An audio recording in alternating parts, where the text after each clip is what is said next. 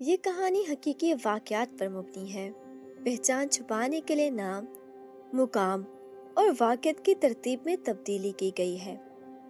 ہم آپ کے لیے ایک ایماندار اور فرض شناس پولیس انویسٹیگیشن آفیسر کی 35 سالہ یادداشتوں سے ایسے سچے واقعات ڈھونڈ کر لائے ہیں جن کو سن کر آپ کے رونگٹے کھڑے ہو جائیں گے۔ اگر کہانی پسند آئے اور آپ اس جیسی اور سچی کرائم کہانیاں سننا چاہیں تو ہمارے چینل کو سبسکرائب کر لیں اور بیل کے بٹن کو دبانا نہ بھولیں تاکہ ہر نئی کہانی کا نوٹیفیکیشن آپ کو ملتا رہے۔ آج کا کیس ہمارے معاشرے میں پایا جانے والا ایک ایسا کیس ہے جو جب بھی ہوتا ہے ہر بار اس کی چوٹ معاشرے کو تڑپا دیتی ہے، مگر اس پر قابو پانے کے لیے کی جانے والی کوشش ہر بار کہیں نہ کہیں کمزور کونا چھوڑ دیتی ہے اور شیطان اسی کونے سے پھر سے معاشرے میں داخل ہو جاتا ہے۔ یہ کیس رائے پور کے قریب ایک چھوٹے سے گاؤں سے رپورٹ ہوا تھا۔ رپورٹ درج کرانے والے ایک 8 سال کی بچی شازیہ کے ماں باپ تھے، مگر ان کے ساتھ آدھا گاؤں تھانے پہنچ گیا تھا۔ سب کے دل پریشان تھے۔ گاؤں کی 8 سالہ بچی شازیہ دوپہر 2 بجے سے گھر سے غائب تھی۔ گھر والوں نے گاؤں میں ہر جگہ دیکھ لیا تھا۔ چھوٹا سا گاؤں تھا، کھیت کے قریب چند گھروں پر مشتمل تھا۔ چند چھوٹی چھوٹی دکانیں، ایک چھوٹا سا کلینک، ایک چھوٹا سا اسکول اور بس۔ گاؤں والے 3 بجے سے شازیہ کو ڈھونڈ رہے تھے اور اب 7 بج چکے تھے۔ ہر طرف اندھیرا پھیل چکا تھا اور گدڑوں کی آوازیں آنا شروع ہو گئی تھی۔ ایسے میں ایک 8 سال کی بچی کا نہ ملنا ماں باپ کے دل پر کیا قیامت برپا کر رہا ہوگا، اس کا اندازہ لگانا مشکل نہیں تھا۔ پولیس ایکشن میں آ گئی۔ انسپیکٹر احمد نے گاؤں کے باہر کھیتوں میں لوگوں کو پھیلا دیا۔ سارا گاؤں ہاتھ میں لالٹینیں لیے کھیتوں اور جھاڑیوں میں بچی کو ڈھونڈ رہا تھا، مگر لگتا تھا شازیہ کو تو زمین کھا گئی یا آسمان نکل گیا۔ ایسا لگتا تھا جیسے وہ کبھی تھی ہی نہیں۔ بہت پوچھ گچھ کے بعد بھی کوئی سراغ ہاتھ نہ آیا۔ شازیہ کی ماں بطول بی بی دل تھامے گھر کی چوکھٹ پر جان کنی کے عالم میں بیٹھی تھی۔ گور اندھیرے نے اس رات سے پہلے کبھی اتنا ڈرایا تھا۔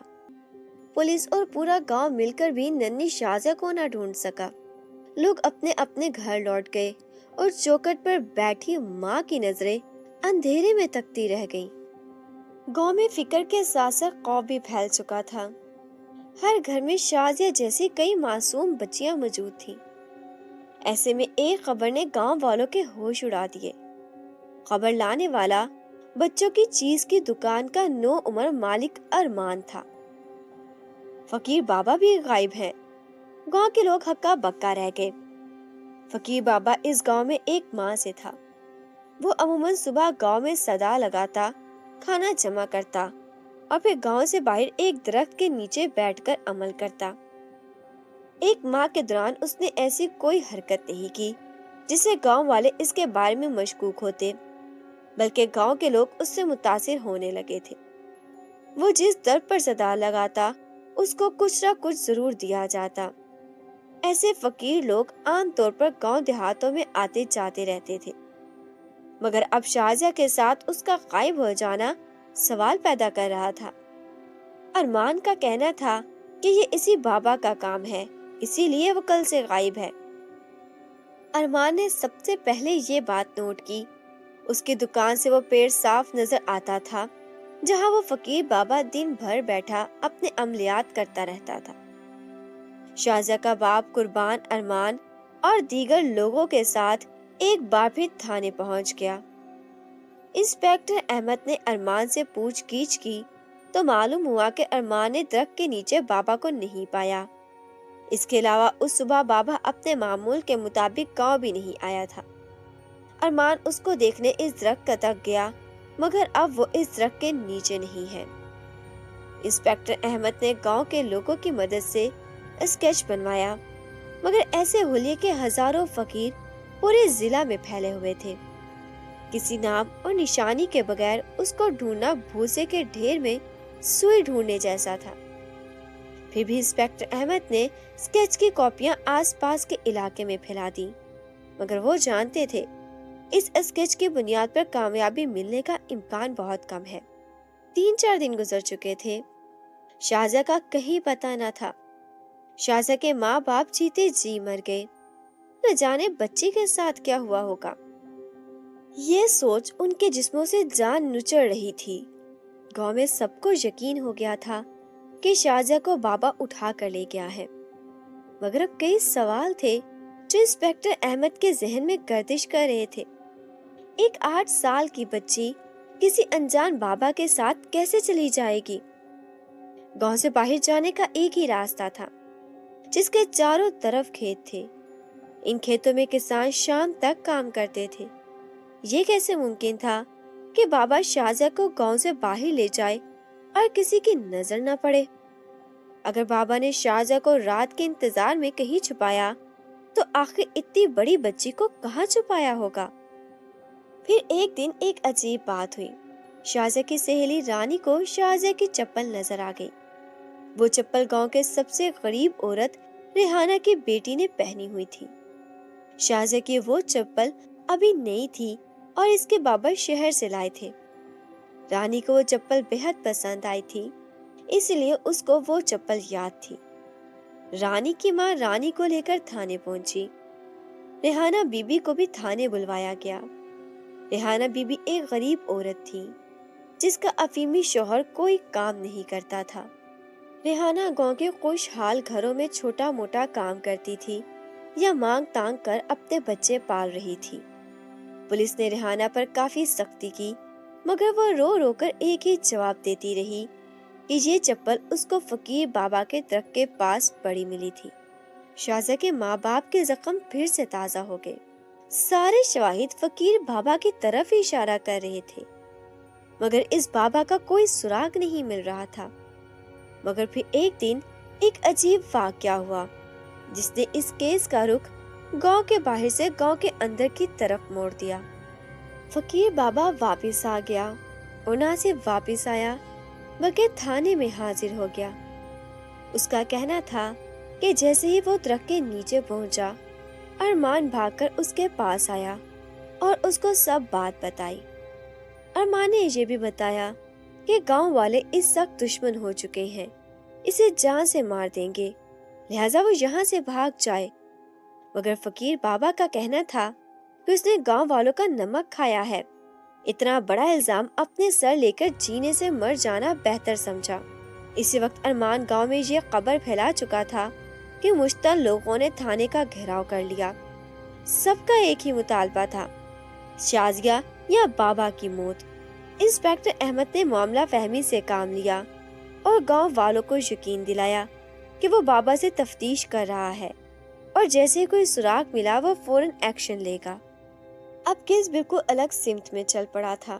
इंस्पेक्टर अहमद को सबसे ज्यादा हैरत इस बात की थी कि अहमद ने बजाय थाने इत्तला करने के बाबा को ये सब क्यों बताया और साथ ही उसको भाग जाने का मशवरा दिया।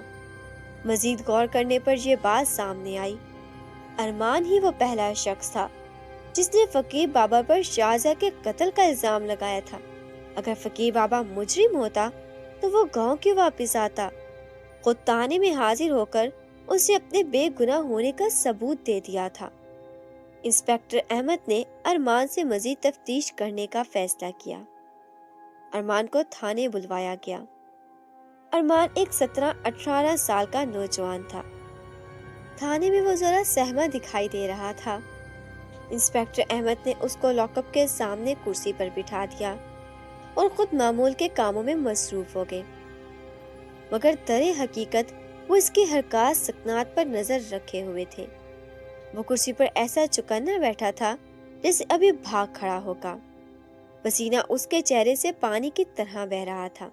उसकी बॉडी लैंग्वेज बहुत कुछ बता रही थी। कुछ देर बाद उसकी माँ शीदन गांव के लोगों को लेकर थाने पहुंच गई।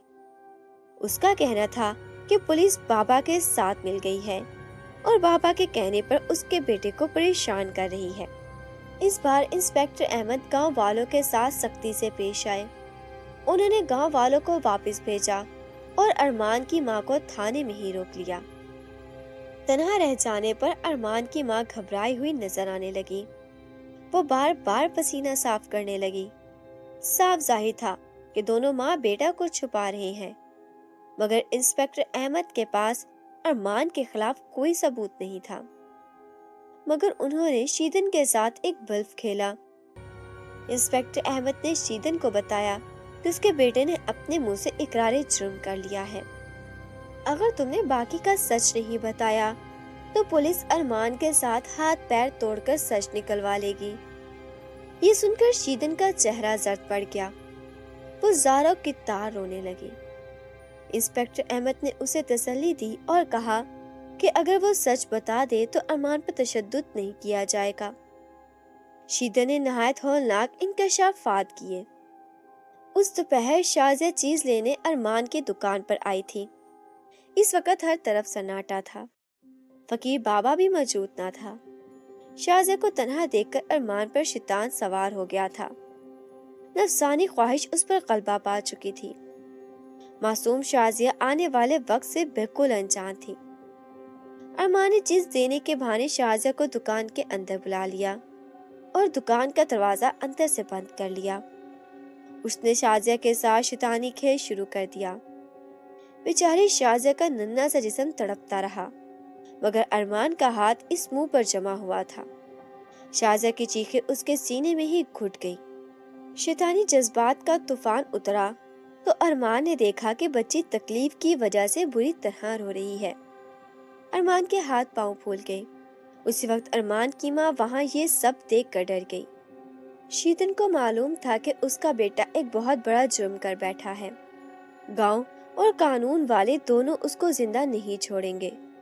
اس سے ارمان کو بچانے کے لیے شازیہ کی جان لے لی۔ ارمان اور شیدن نے شازیہ کو گلا دبا کر اس کو موت کے گھاٹ اتار دیا اور اس کی لاش کو دکان کے اندر ہی دفنا دیا۔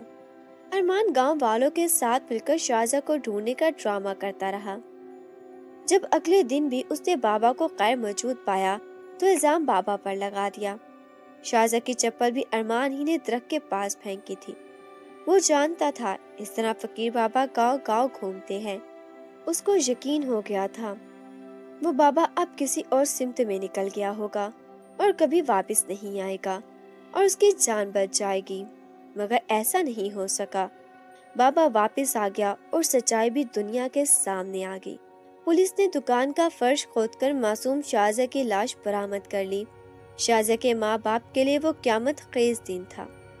ان کی بچی جس اذیت و کرب سے گزر کر اس دنیا سے گئی، اس اذیت و کرب کی سوچ نے شاید عمر بھر انہیں سکون کی نیند نہ سونے دیا ہو۔ معصوم بچے کا ریپ جرم کو خلیص ترین شکل ہے۔